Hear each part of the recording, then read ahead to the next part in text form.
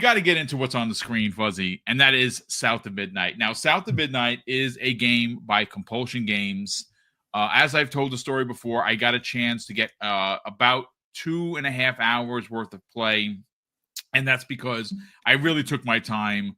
The game has already been out there in preview format. And most of what you've seen is what I'm allowed to show you here, and that is the third chapter in the game. We were able to put this out as of content, so of course I'm playing. That's the only thing I can't play for you. The conversation I want to have is why you should be excited for this game. That I got a chance to play the third chapter. A lot of you fine folks tuned in for an Ask Me Anything that I did about it. And you've seen the video. Again, if you've seen it already, I apologize. This is all I'm allowed to show right now. The game does release into early access via the $10 upgrade next Thursday, which is April 3rd. I don't know specifically the time for your region, but I'm sure as we get closer to Monday, Tuesday, Wednesday, Compulsion Games, if they haven't already, will put out a time, where you can expect to download it. And this is one of those games that I think not only is going to be very memorable, Fuzzy Belvedere, I think that it's exactly what makes Xbox the most special platform of all the three right now. You get shooters, you get first-person shooters, you get third-person shooters, you have racing and you have driving, you have both sim, you have arcade, you have games going to Game Pass. I mean, just look what happened yesterday. Game Pass, out of complete nowhere, we knew Atomfall was happening. They dropped NCAA 25 into there. What a day for you just waking up and having that in your service, right? Like how incredible is that on top of everything that not only is there already, but things that are coming like South of Midnight, which will be in Game Pass on its official launch on the 8th of April. But I do want to kind of just focus on the game. What I've played in Chapter 3 is nothing short of incredible. Again, you can see that it has a very unique animation style, a Twitch animation style, very similar to what I like to compare it to is Coraline, one of my favorite films. Yeah. And look, this is not that no one's talking about it. I think people forgot that it was happening. And I do want to become that rah-rah guy because, again, this is a small studio. They're owned by Microsoft. They're a part of Xbox Game Studios. And this story is important, folks. It's important because it's telling a story of the Deep South where we don't get many of these kind of tales. Now, have there been some in the past during the other generations? Sure. The only one that really comes to mind to me is there was like a voodoo one. I'm not talking about Voodoo Vince. Talking about there was like a voodoo, like I think he's a variant character, if I'm not mistaken. And, I don't even remember the game, let alone the story. This, so far, from what I've played in Chapter 3 and what you've been able to see by just going and watching some of the previews that other content creators have put out there, is absolutely incredible. It's supposed to have, I believe, 14 or 15 chapters in total. They said that the total amount the playthrough on an average is about 14 hours, which means that's probably around 25 for me because I do take my time. I like to look for all the nooks and crannies. There are tremendous amounts of secrets to find in regards to, how you level up because again, it's RPG light, I would say, because there are ways to level up how, your combat is, what's combat skills you have. And it's something you're going to want to do. But I think that the lore behind the story that you're being told is incredibly important, especially that finite detail. For Chapter 3, it's specifically about two brothers. And you can just play the story and you can find out by just regular progression what happened. Of course, I'm not going to spoil that for you. But if you are inquisitive, if you enjoy story and context in your games, you're going to want to look around the corners because the world becomes, at least for me, Fuzzy Belvedere, more lived in when you start finding these pages or these books where they tell you about the particular story chapter, that because each chapter is a different story. It's not an anthology, but it's a different scenario, a different story in the game. Chapter 3 specifically is about these two brothers, and it's super emotional, folks. I'm not going to front. Like, I beat it, and I got a bit emotional after beating it, after what happens at the end. It's pretty deep. And you can just play the game as an action adventure game, a third person over the shoulder story driven game, and have an amazing time.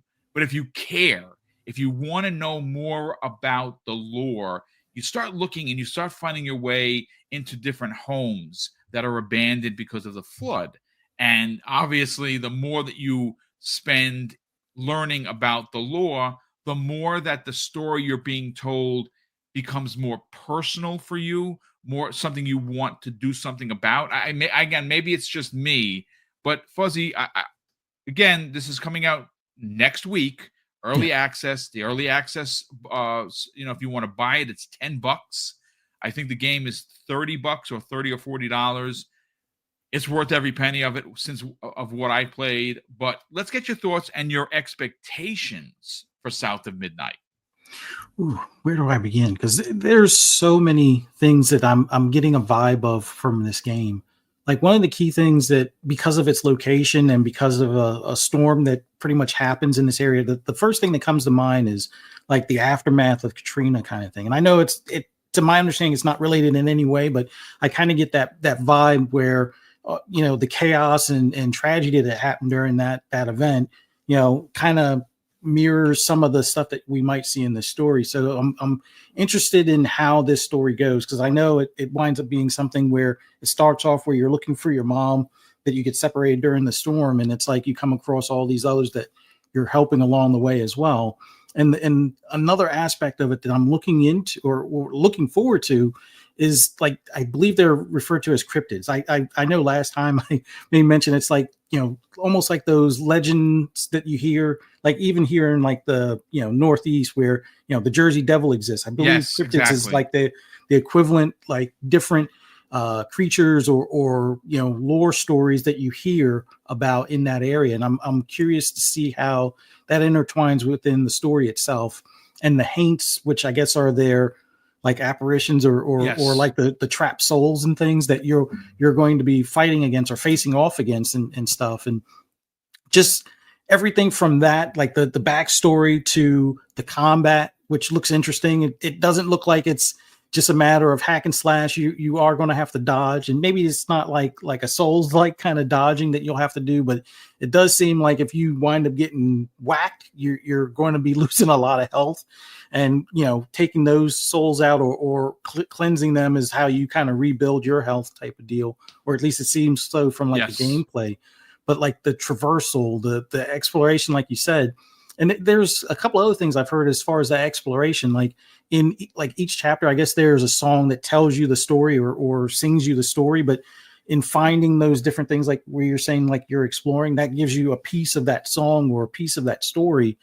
And that plays out at the end once you complete that level. And it's like all of those are interesting features or things that kind of draw you in. And I haven't played a game in a while where it is that not really a murder mystery, but a mystery in the sense of having to find those clues and then helping or fighting some sort of boss at the end that you're helping cleanse that area or bring peace to that area kind of thing. And all of those features just interest me in a very unique way where I'm looking forward to this. I'm definitely picking this up day one. Yes, I know I already have a subscription to Game Pass until sometime in 2028, but I'm buying this regardless. Like, this is one that I want to have.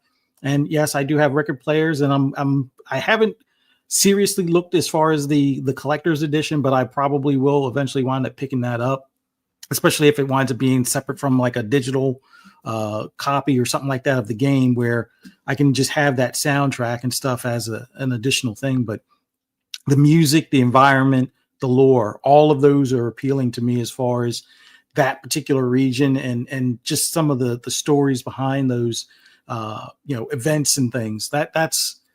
I'm excited for it. Can't wait to play it.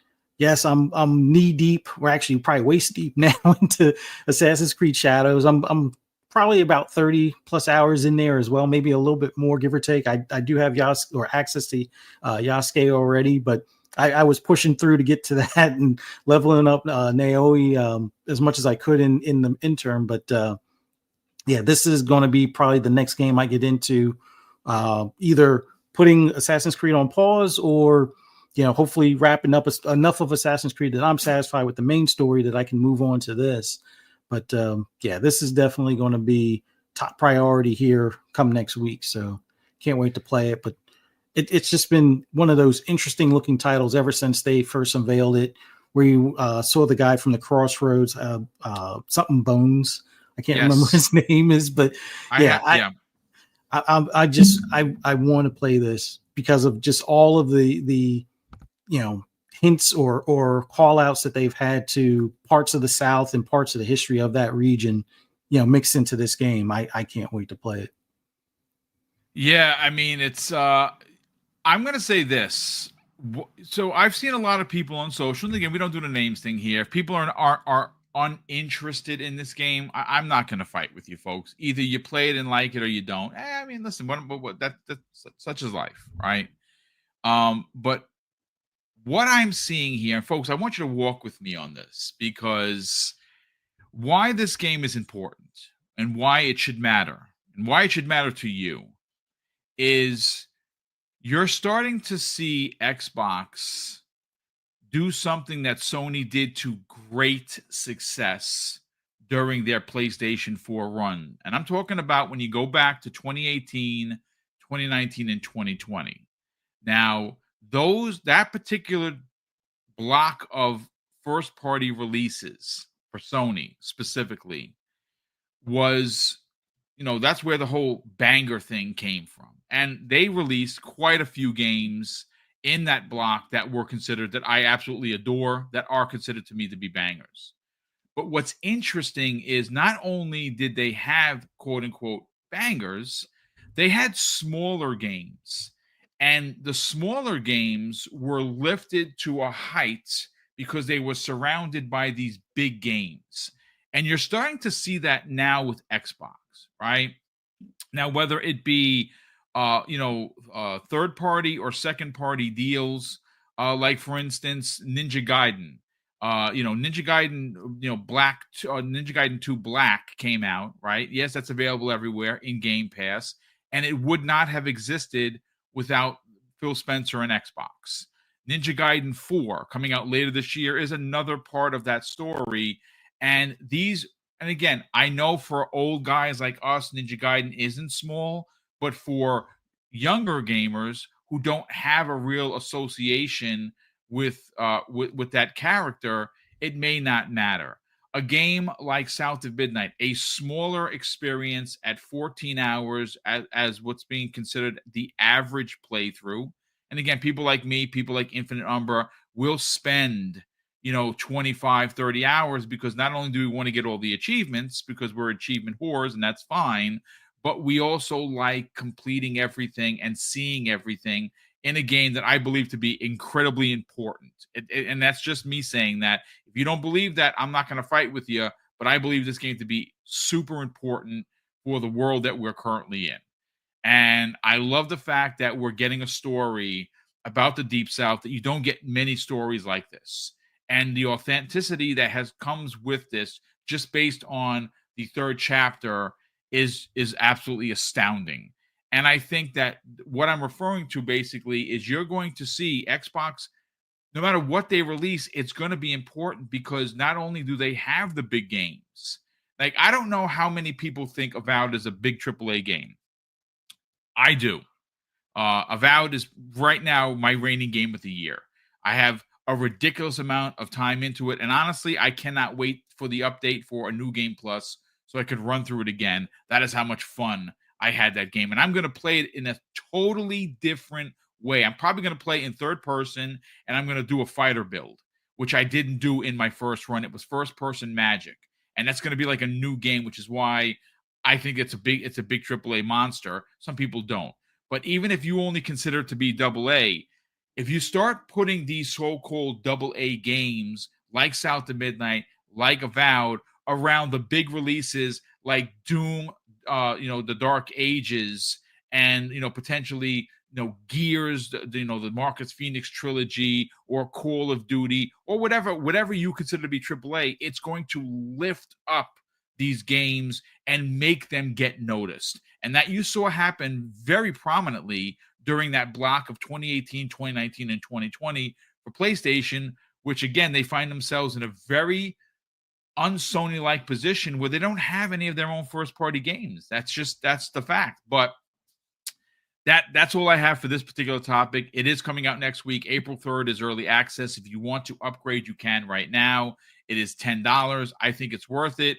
I think this game, which you've seen on your screen so far, is enough, at least for me, to sell me. I don't know if I'm not here to sell copies. I'm not getting paid for this, but I do think the game is amazing, and I can't wait for more people to experience what I've already experienced.